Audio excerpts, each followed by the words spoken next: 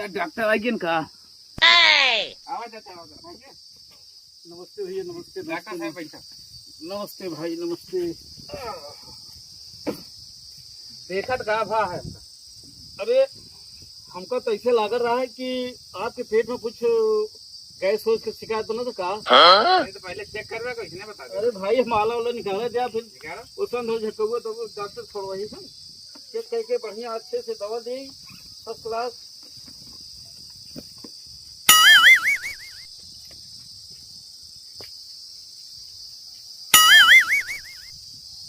खाना समय उम्र पे नहीं खाता और बेटाइम खाना खाते तो गैस बने न बने। तो डॉक्टर के साथ ही ओझा वाला लगता। हाँ, वही हम। कैसे जान ला?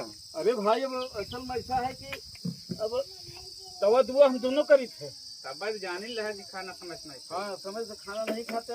ये बहुत रामबाण दवाई आई, आयुर्वेदिक दवाई आ, कैसो गैस हो। दवाई तो हर मर्ज के हम करी थे।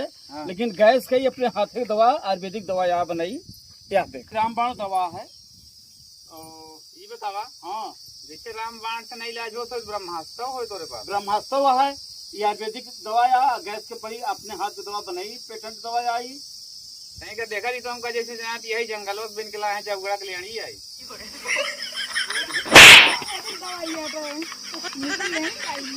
अरे भाई इसे खाए के बाद विश्वास करे पड़े तबे तो ठीक रहे।